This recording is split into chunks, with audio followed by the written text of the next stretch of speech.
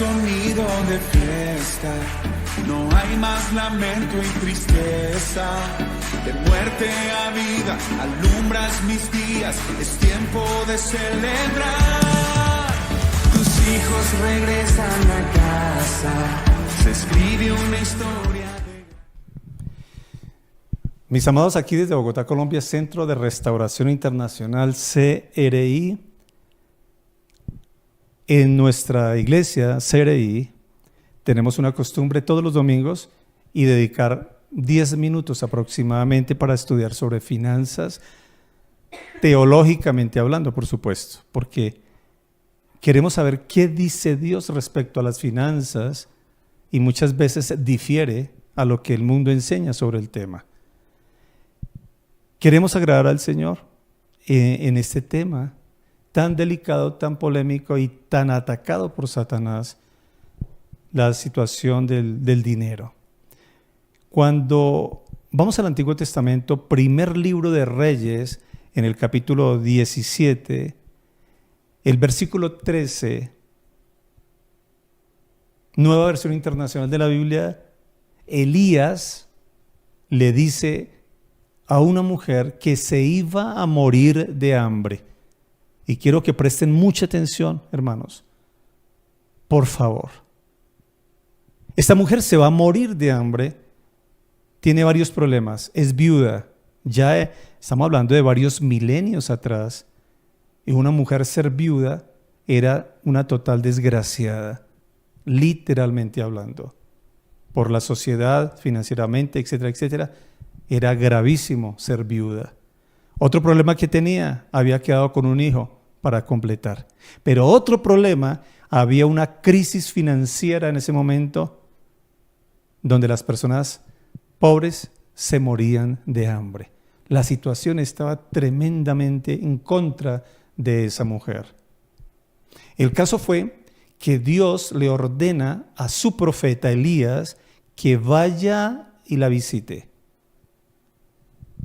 Repito, que el profeta, era un verdadero profeta, la visite. Pero te vas de para atrás. Dios, ¿qué le dijo a él? Le dijo, vete para allá, hay una viuda. Bueno, esta mujer se va a morir de hambre, esta mujer es una viuda, esa mujer tiene un hijo que mantener, mejor dicho, vete para allá y que ella te dé de comer. Que ella te mantenga. Y Dios dice, yo le he dado la orden que ella te mantenga. Ahora, mucha atención. Si tú miras bien la Biblia, Dios no le había dicho nada a ella. Pero ¿por qué Dios dice, yo le di la orden? Porque es que la palabra de Dios dice que Dios llama lo que no es como si fuera. Hay cosas que Dios no se las ha comunicado al hombre. Pero Dios sabe lo que va a hacer con ese hombre y para Dios ya está hecho. Pero la verdad, Él no le había hablado a la mujer. Dios no le había hablado. Dios le iba a hablar a ella a través de Elías cuando Elías llegara y le dijera, manténgame, deme de comer. Eso no lo comprende el mundo. El mundo piensa que Dios es malo. El mundo, si es que cree que hay Dios, y si cree que hay Dios, tergiversan todo, porque es la tarea de Satanás. Que no crean en Dios, que no conozcan a Dios. Pero Dios no trabaja como nosotros. El modus operandi de Dios es diferente al de nosotros. Lo que para nosotros es grande, para Dios es muy pequeño. Lo que para nosotros puede ser muy pequeño, para Dios es grande.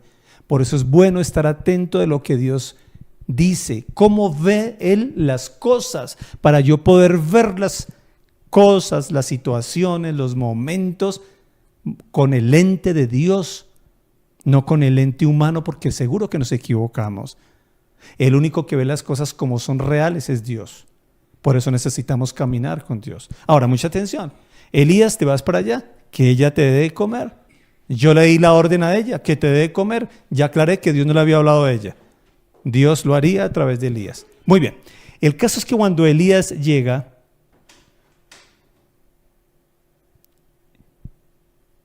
vámonos entonces, repito, primero Reyes 17. Vamos al versículo 7 en adelante, Nueva Versión Internacional de la Biblia. Algún tiempo después se secó el arroyo porque no había llovido en el país. Versículo 8. Entonces la palabra del Señor vino a Elías, a Elías, con este mensaje. Ve ahora a Sarepta de Sidón y permanece allí. A una viuda de ese lugar le he ordenado darte de comer. Así que Elías se fue a Sarepta. Al llegar a la puerta de la ciudad, encontró a una viuda que recogía leña.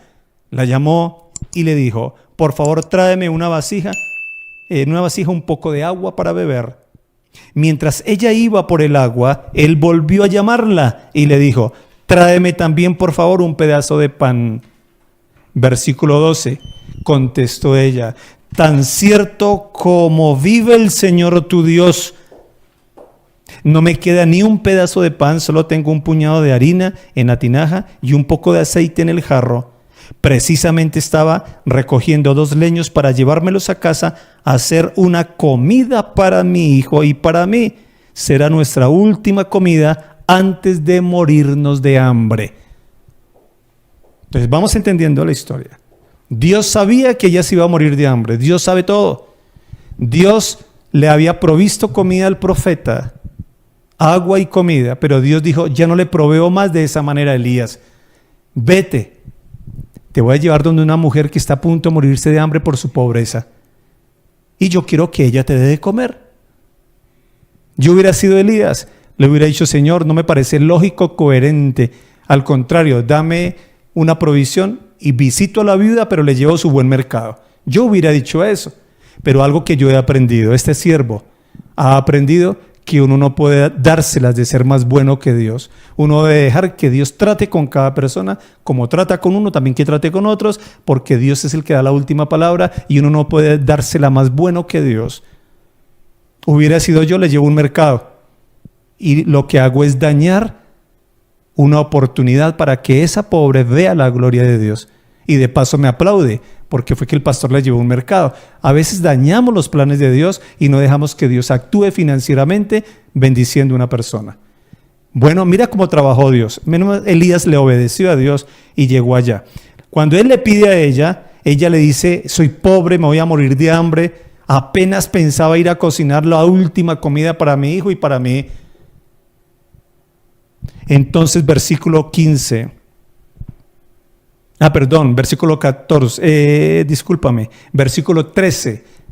le contesta Elías: no temas, vuelve a casa, haz lo que has pensado hacer, pero antes, repite conmigo, amado, primero Dios. Repite conmigo, primero la obra de Dios. Repite conmigo, mis finanzas, primero aparto lo de Dios. Tenga o no tenga, esté rico o esté pobre, porque muchas personas dicen: si yo tuviera, daba.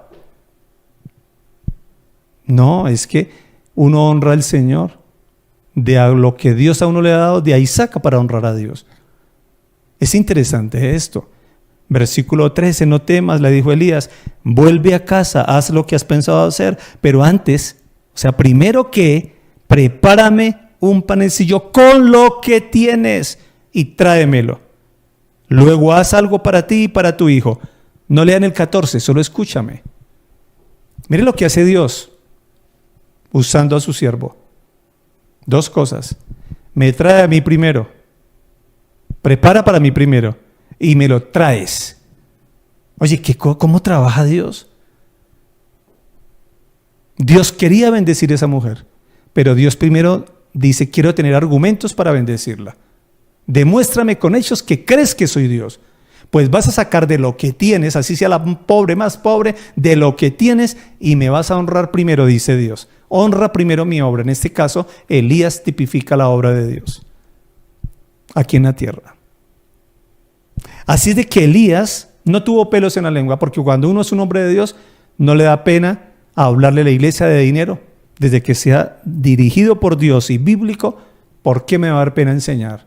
Que el diablo diga lo que se le dé la gana, pero el verdadero siervo de Dios le explica las finanzas a la iglesia, y el que en verdad es de Dios le va a creer a Dios, y el que no, tiene 1000 argumentos para decir: no creo en eso, a mí nadie me venga a manipular ni a quitar la plata, etcétera.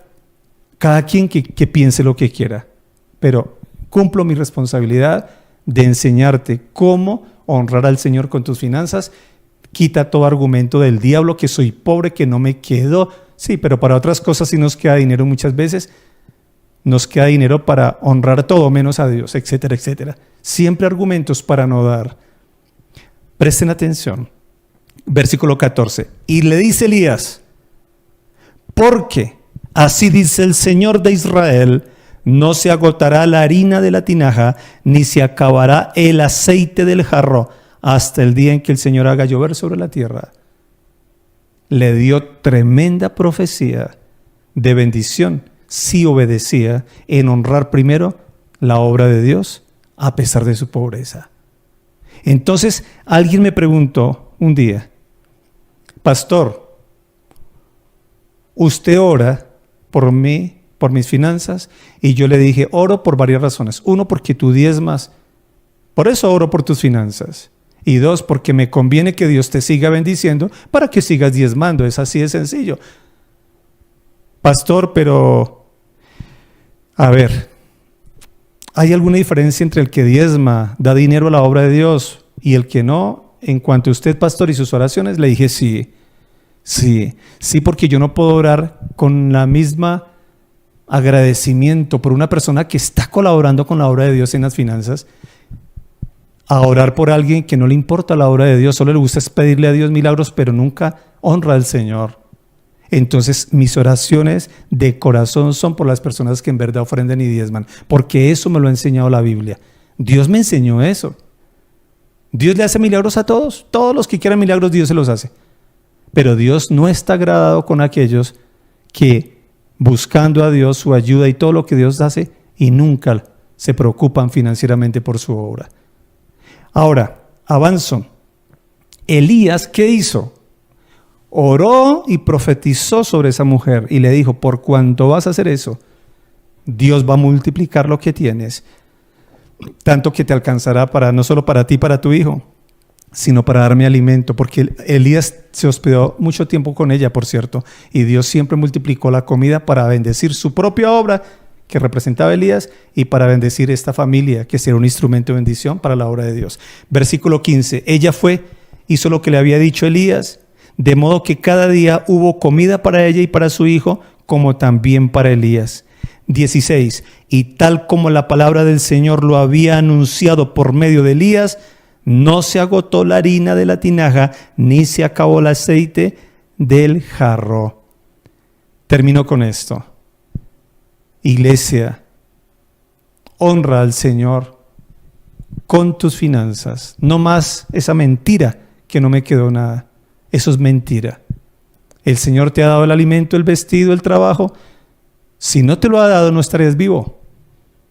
10 años viviendo, 20, 30, 50, 60 años. ¿Cuántos años tiene de vida? Si estás vivo es porque siempre has tenido que comer, has tenido como tapar tu desnudez, te has dado algunos lujos de comer bien, de pasear, de regalarle algo a alguien, de comprar cosas. ¿Cómo vas a decir que no tienes que dar? Más bien, pídele perdón a Dios porque has pensado en honrar a los amigos, al compadre, a la comadre, a la mascota, a los paseos y no honrar a Dios. Envía dinero a la obra del Señor. Ahora es muy fácil enviarlos de cualquier lugar, cualquier país e instantáneamente llega. Honra al Señor. De tu misma pobreza, si es que eres muy pobre, con más veras. Honra a tu Señor. Y si tienes algunas facilidades económicas, con más veras. Uno da de acuerdo a lo que Dios le ha dado. Pero eso se trata de honrar al Señor. ¿Y Dios qué hace? Dios no necesita el dinero. Es la obra de Dios la que lo necesita. Dios no lo necesita. Dios lo que hace es multiplicar y bendecir y amar, como dice, al dador alegre. Un abrazo muy especial, mis amados, y pasemos a la palabra de poder.